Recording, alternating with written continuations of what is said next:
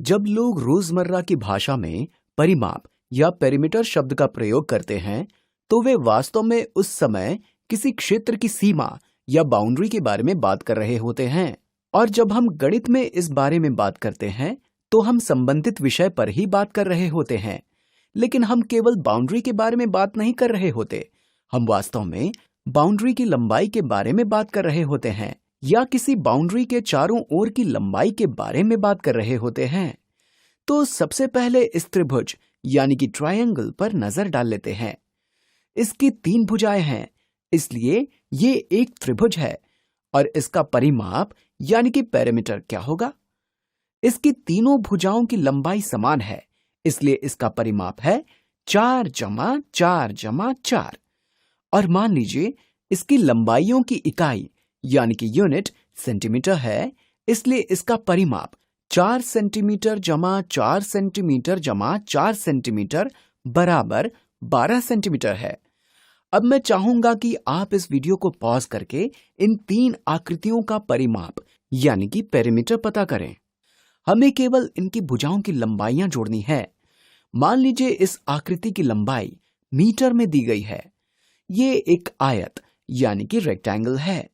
इसकी 2 भुजाओं की लंबाई 3 मीटर है और अन्य 2 भुजाओं की लंबाई 5 मीटर है। तो इस आयत का परिमाप क्या होगा? इस आयत के चारों ओर की भुजाओं की दूरी क्या है? इसका परिमाप है 3 जमा 5 जमा 3 जमा 5। 3 जमा 3 हुए 6 और 5 जमा 5 हुए 10 और 6 जमा 10 हुए 16 और भुजाओं की इकाई मीटर है, इसलिए इस आयत का परिमाप 16 मीटर है। इस पंचभुज यानी कि पेंटागन का परिमाप क्या है? इसकी प्रत्येक भुजा की लंबाई 2 है और हम मान लेते हैं कि यहां पर सभी लंबाइयां सेंटीमीटर में दी गई हैं। ये 2 सेंटीमीटर है, ये 2 सेंटीमीटर है और ये भी 2 सेंटीमीटर है। तो सेंटीमीटर में इस पंचभुज यानी कि पेंटागन का परिमाप क्या होगा?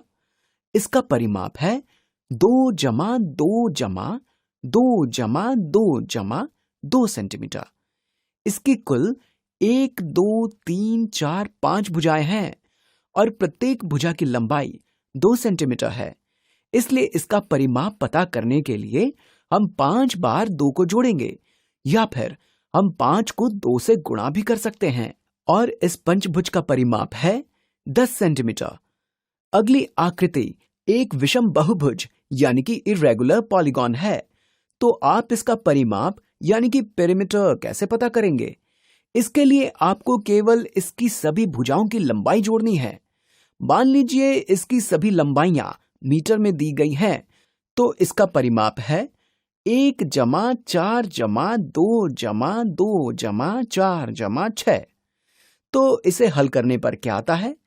1 जमा 4 हुए 5, 5 जमा 2 हुए 7, 7 जमा 2 हुए 9, 9 जमा 4 हुए 13 और 13 जमा 6 हुए 19।